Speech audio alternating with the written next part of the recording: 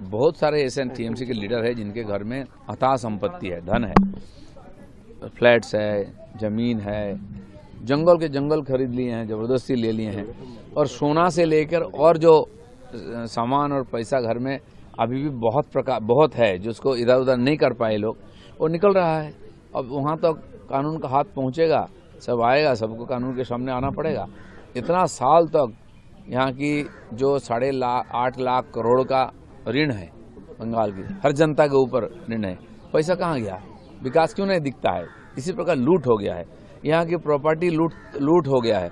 तो ये सब ऐसे कुछ नेताओं का घर में जमा है, सब निकलेगा। बनर्जी अभी इलेक्शन कमीशन में पहुंच रहे हैं, जो लोग खुद तृणमूल है और तृणमूल के सदस्य आए हैं साथ में, तो ये खुद तृणमूल टीएमसी का अंदरूनी मामला है। कौन नेता होगा, कितने भाग होगा, कौन सा पार्टी का क्या नाम होगा, ये चुनाव कमीशन देखेगा। हमारे विधानसभा में भी चर्चा इसकी हो रही है, तो माननीय स्पीकर है वो देखेंगे। इसको लेकर के जनता की कोई चिंता नहीं है, क्योंकि ये पार्टी जितना जल्दी खत्म हो जाए उतना ही अच्छा है। ममता बनर्जी ने अब फिराद हकीम को एक पद से हटाया है और मदन मित्रों को उस पद पे लाने की मांग की। अब कौन सा पार्टी में किसका कौन सा पद है, ये तो पहले ठीक हो जाए। कौन किसको हटा रहा है, कौन किसको ला रहा है, इसका कोई मतलब नहीं है। ममता बनर्जी ने कहा है कि टीएमसी में जो 8 फिराद हकीम और मिश्रा जैसे जो 8 लीडर हैं, उनको तृणमूल से सस्पेंड किया गया। पहले तो तृणमूल के जो ज्यादातर मेंबर है वो ममता बनर्जी को हटा दिए हैं, अभिषेक बनर्जी को हटा दिए, फिर वो किसको हटा रही हैं? ये धांधली चलेगी। इसको लेके बहुत ज्यादा समय खराब करने की जरूरत नहीं है। चलो খাবার পুড়ে গেছে, কোন পেছনে কোন আটা পুড়ে গেছে স্যার, খালি বর্ষি, খালি বর্ষি।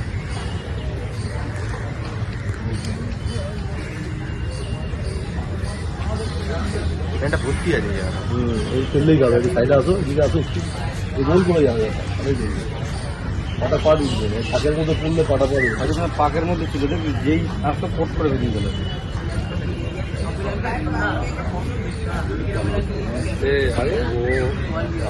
পায় না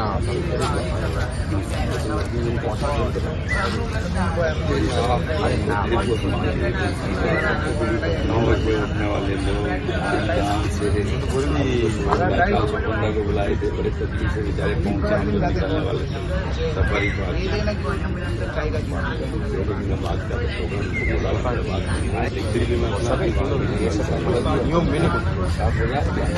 अब ये फोन करूँ बोलेंगे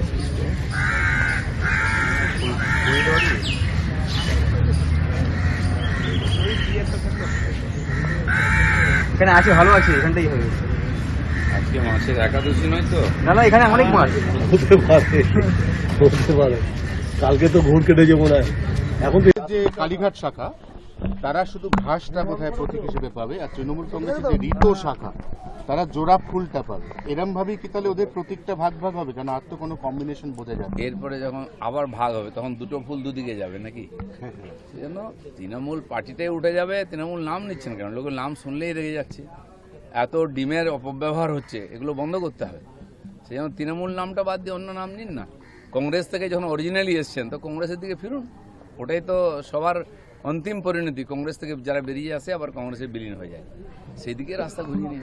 অভিষেক ব্যানার্জি আরো বিপাকে পড়লেন, তার কারণ তিনি যে ডিজে মন্তব্যটা করেছিলেন, সিআইডি 30 তারিখ জুন মাসে তার ভয়েস স্যাম্পলিং নেবে, এবং যদি স্যাম্পলটা ম্যাচ করে, যে ওটা অরিজিনাল অভিষেকের গলা হয়, ওনাকে আরো বিটার কনসিকুয়েন্স ম্যাচ করবে কিনা এটা তো কোনো প্রশ্নই নেই। সবাই দেখেছে চোখের সামনে, লাইভ টিভিতে চলেছে দিনের পর দিন। খালি ওইটা কেন? তোদের কোন বাপ রক্ষা করবে, এটা কি অবজেকশনাল নয়? সেই জন্য যে ধরনের ব্যবহার, একদিন কেন বলি, এর আগের থেকে চলে এসছে। ডায়মন্ড হারবারের মানুষের উপর কীভাবে অত্যাচার করে, নাহলে লোকে ওদেরকে জামানত জব্দ করে। কেন, অভিযোগ তো অনেক আছে, দেখা যাক। সিআইডি লেগেছে, দরকার হলে অন্যরা লাগবে।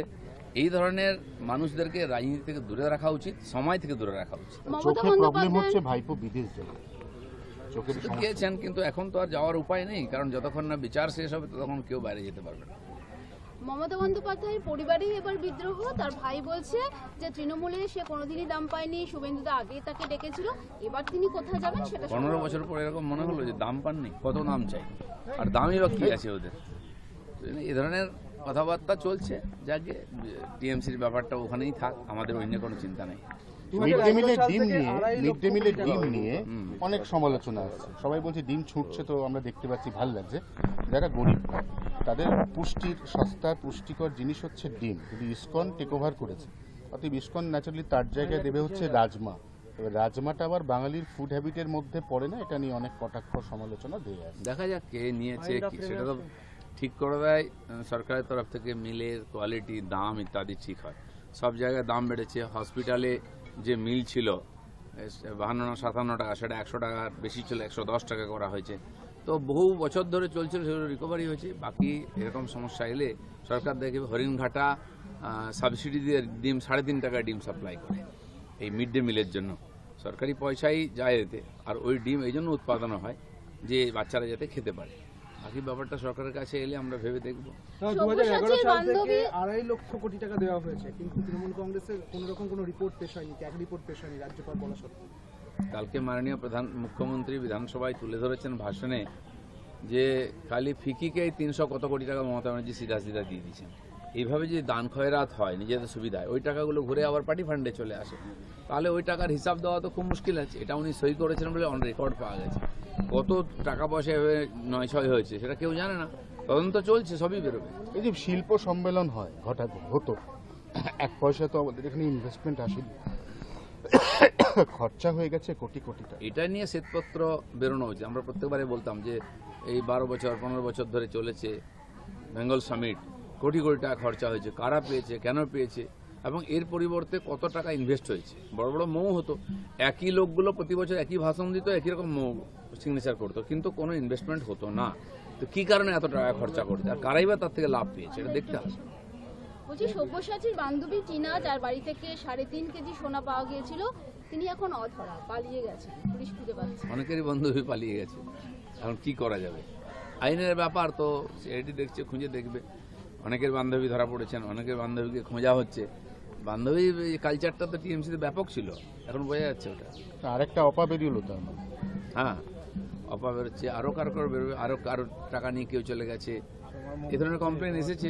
কমপ্লেন আসলে কালকে এটা নিয়ে মাননীয় মুখ্যমন্ত্রী বলেছেন, টিএমসির লোকেদের বলেছেন, আপনারা বলছেন তদন্ত হোক, চুরি কে করেছে। আপনাদের কাছে তথ্য আছে, আপনারা তথ্য দিন।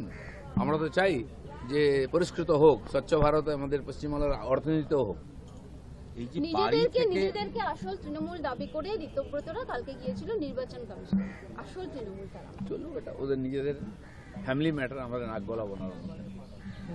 এই যে বাড়ি বাড়ি থেকে কেজি কেজি সোনা বেরোচ্ছে, মানে আগামী দিনে কি আরো এরকম একাধিক নাম সামনে আসছে তৃণমূল কংগ্রেসের একাধিক নেতৃত্বের, তাদের বাড়ি থেকেও কি এরকম কেজি কেজি না, 5 কিলো সোনার জন্য 48টা দেশ বিশ্বকাপ খেলছে।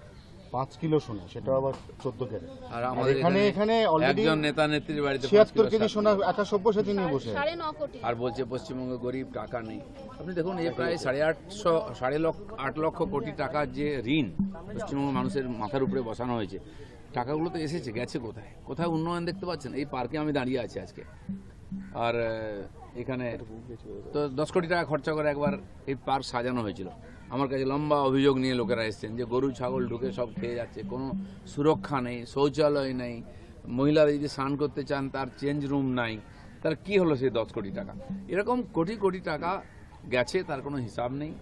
এরাই সুবিধা পেয়েছেন, সেগুলো এখন সোনায় রূপান্তরিত, বিদেশে চলে গেছে। যেগুলো পারেননি, আমরা দেখলাম ইউনিভার্সিটিতে, কলেজেতে আর ব্যাগ টাকা পাওয়া যাচ্ছে, পুড়িয়ে ফেলা হয়েছে। যেখানে সেখানে মাটির তলায় টাকা পাওয়া যাচ্ছে। কত রকমভাবে টাকা লুট হয়েছে, রাখার জায়গা নেই। আজকে অপরিসীম লুট, পশ্চিমবাংলার মানুষের পরিশ্রমের ধন আর তাদের মাথায় ঋণের বোঝা চেপেছে।